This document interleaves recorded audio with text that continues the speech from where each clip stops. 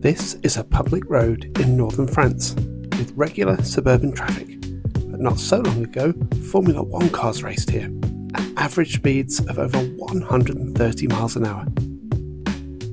Fangio raced and retired here, Hawthorn won here, Brabham made history here. And some drivers paid the ultimate price. Today I'm visiting the Reims-Gueux circuit, one of the most atmospheric places in motorsport. The circuit is long gone, and yet, thanks to volunteers, it still feels very much alive. Wow, look at this, another massive straight. This is incredible.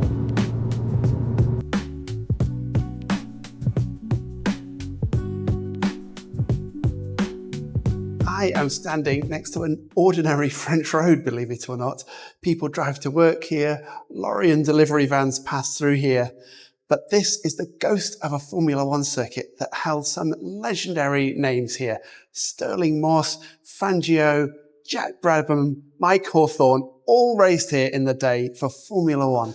I am at the Reims-Gueux circuit in northern France, one of the most nostalgic and evocative bits of Formula 1 history you could ever hope to find. The first race was held in 1926 and the last Grand Prix was held in 1966. So 40 years of incredible racing at this circuit.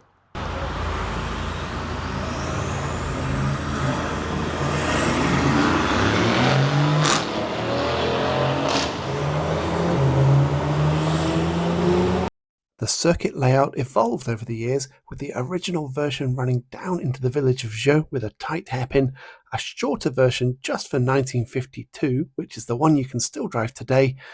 Longer versions were used from 1953 onwards, with a hairpin onto the rear straight that no longer exists anymore. Okay, I am going to try and drive a lap of this circuit. Apologies if the fan is a bit loud, it really is hot.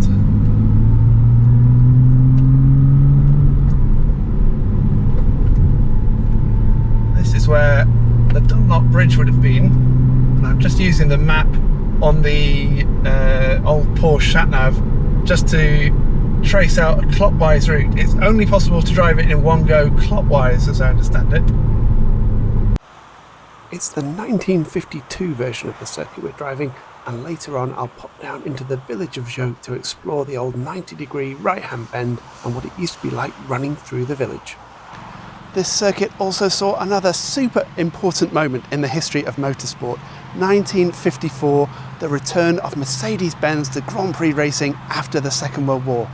They brought with them the W196, and it's notable that this circuit is set up so much for speed that they introduced a radical streamliner body on their Grand Prix car, the W196. No open wheels, they were fared in, super streamlined architecture and body layout designed specifically for drafting around this ultra-fast street circuit. It's amazing how rural it is. They would have been absolutely whipping between the fields, and where all the spectators would have parked back in the day.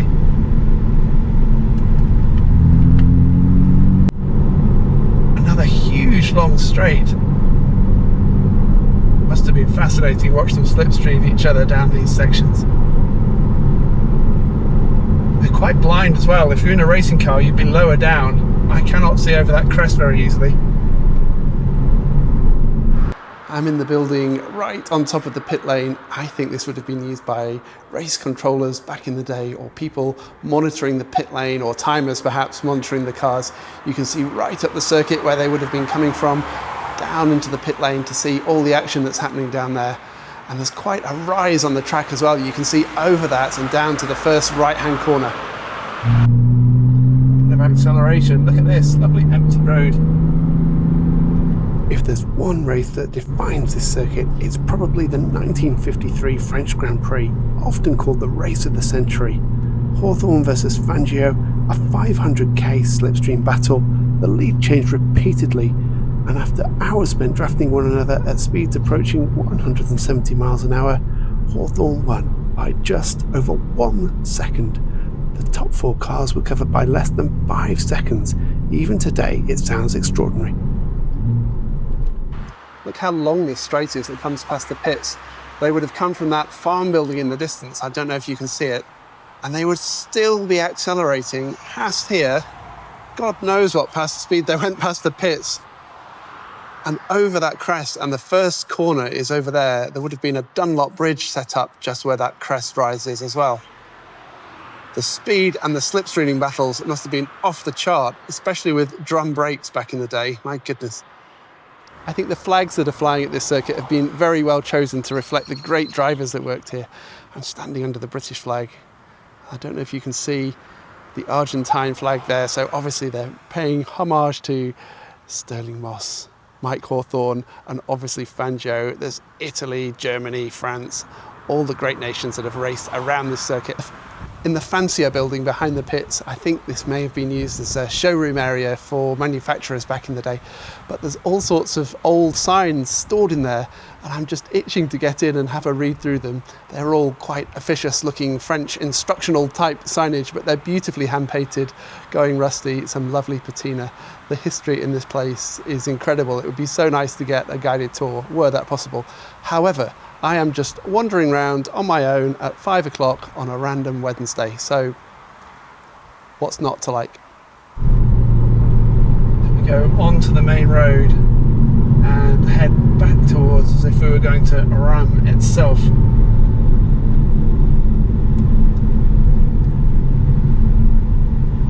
Do we have to go up there? I think we do. Let's go. N31, that's right. Village loop completed. That was fun. This would not have been part of the original circuit. Road that used to be part of the circuit now is a field. Very much, Mr. Range Rover. Oh, it's a Suzuki Vitara. I'm bigging them up. Although this is a street circuit, it's almost entirely rural, especially when they modified the circuit to cut out the village. It's long straights and fast corners. There's no harbour, there's no glamour, there's no champagne bars, though we are in the Champagne region. It's very much a racing first kind of circuit. And although it doesn't have the dangers of curbs and manhole covers and buildings so much, it does have ditches and trees all right up to the edge of the circuit. When you race this circuit, you had to be fast and you had to be super brave. So effectively, it's 3 enormous straights and 3 fairly tight right-hand bends this circuit. There's a really strong crosswind today.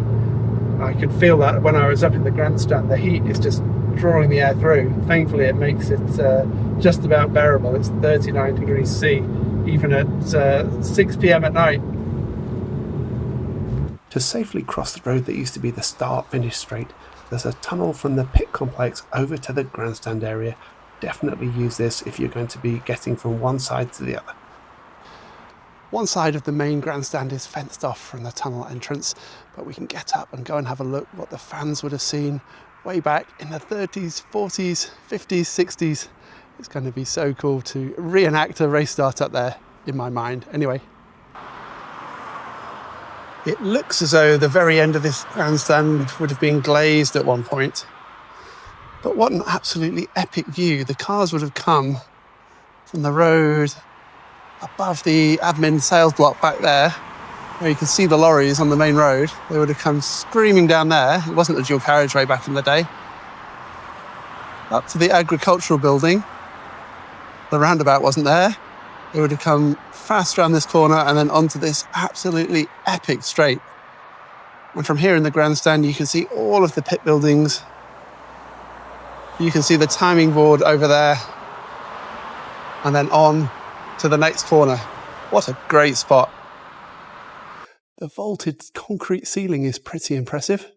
A couple of bits where the rebars rusted and popped through. But things have been restored and looked after. This wall down here, the stairs, they're all brand new concrete, very tastefully done in the original style. All of the paintwork, the metalwork is immaculate. It's clearly very well looked after by the friends of the circuit that maintain it. And look at this view over to the pits. How fantastic would it have been to watch the cars screeching in here to get refueled, retired. There's the Autobunker Cayman way over there. I'm guessing there would have been trestles or bleachers or something over this section, because there's a great big drop and a staircase there. It strikes me that this would have been filled with more seating back in the day. I suspect that has perished, but you get the idea of how it would have looked. This must have been packed with people, this whole area, with cars screaming past, easily 150 miles an hour, if not more at this point. So we're back to the agricultural building that we could see from the grandstand complex. So if we do a right-hand turn here, it should take us straight back onto the start-finish straight. Here we go.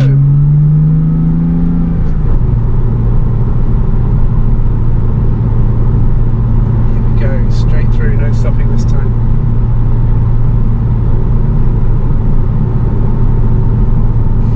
There is another side to this circuit. Unfortunately, people have died following their passion and racing here. In 1958, at the first corner just past the pits, Luigi Musso had a horrendous crash in his Ferrari, chasing down the lead. He died later that evening from his injuries. And throughout the various other categories of sports car and Formula 2, there have been quite a number of fatalities at this race circuit. It is high speed and it was super dangerous. Looking around what's left of this circuit, it's easy to romanticize the past and the danger, but it was very real. The men that raced here in cars that were of questionable safety, with trees and ditches right by a very high-speed circuit, they were brave. It took absolute courage and conviction to do what they did, but they did it with passion and they created some of the most spectacular racing ever seen. Time for another mission in the car, this time to explore the village of Gueux and the 90-degree bend that used to be used in the 20s, and to look for the old hairpin that was part of the 1950s onwards configuration. There are some killer speed bumps in the village. If you're bringing a very expensive carbon fibre clad car, I would avoid or definitely deploy the nose lift.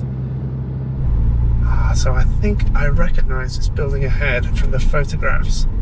And this is where we do a right-hand turn around the edge of this roundabout, back up here. Yes, I've seen a picture of people sitting on this wall on the left with cars sliding out to the side. How cool is that? Okay, cool, we're on the right track, so back out of the village past what look like blooming Hinkelsteins or tank traps.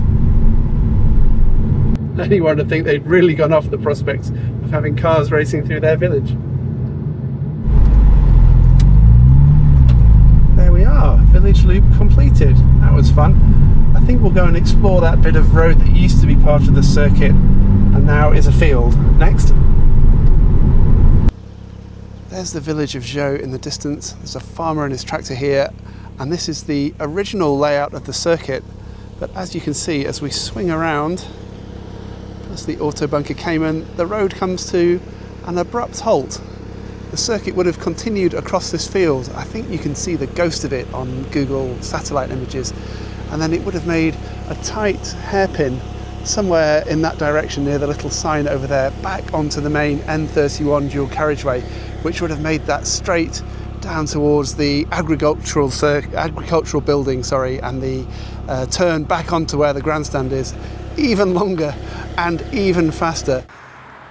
In 2002, parts of these beautiful buildings faced a threat of demolition, but the campaign group Les Amis de Circuit Ram, the Friends of the Circuit Ram, have stepped in and taken over the maintenance of these buildings purely on a voluntary basis mostly, and it is a great credit to them the way they keep this facility. It's absolutely lovely.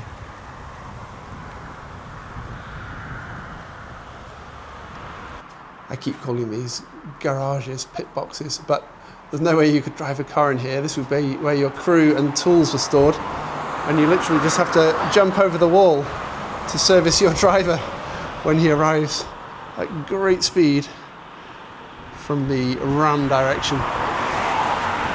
Behind me at the last of the pit boxes, there's some very large pipes coming out of the floor, I wonder if this was a permanent fuel supply and the cars had to come down to the far end to get refueled. That would be interesting to know. I'll try and do some research on that. I don't know if you can see behind me, there's a table of very jolly French people who've been lime washing and painting the walls, and they're celebrating someone's birthday, of course, with a bottle of champagne. We're in the Champagne region. I just went over and said, thank you for everything that they do to keep this place going.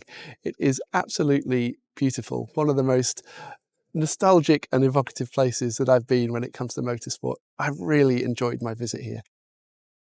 This pavilion just before the pits is glazed, unlike a lot of the other buildings. It does seem to get used as a few tables and things look like they're set up for conferences in there, etc. I'm intrigued by the BP branding. For such a French circuit, British Petroleum is displayed quite prominently around the place. I wonder what the history there is. Were they a long-time sponsor of this place? Look at this lovely BP mosaic at the end of this building. Absolutely charming. The whole end of the building, he says, walking back without trying to fall over, is again in the British Petroleum colours. Formula One had its last race here in 1966. Jack Brabham achieved a historic first by winning a World Championship race in a car bearing his own name. But at the same time, it was a great last as well, not only for Formula One racing at the circuit, but for the great Juan Manuel Fangio. His last ever race in a Formula One car was right here at this circuit. Those two great firsts and lasts were somehow fitting for the final era of this circuit. The sport was changing. Cars were becoming faster, safety concerns were growing. The era of the purpose-built circuit was starting to come upon us. So racing continued into the early 70s in lower categories and for sports cars, but the end of the Formula One era was in the mid-swinging 60s. So why drive all this way to northern France to visit an abandoned bit of concrete? Well, there's no ticket barriers, there's no corporate hospitality, no VIP. You come in and you can stand in the exact same place that the greatest drivers in history once stood.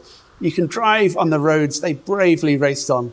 And I don't think there's anywhere else that quite as authentically evokes that great sense of history back in the day when motorsport was truly exciting and truly dangerous. This is a super place to visit. I hope you've enjoyed my tour around it. I'm David. This is Autobunker. Thank you so much for watching. It's worth a final note on logistics. If you are coming in a large group, you must arrange the visit with the friends of the circuit, check out their website, and you shouldn't park next to the pit buildings. I was naughty to park the Cayman there and only realised later on that there is a no parking sign. And speaking as a petrol head and without wanting to preach, please drive responsibly. I witnessed some really dangerous overtaking and speeding happening around the circuit. The locals don't need that in their lives. It's a public road, no longer a racetrack.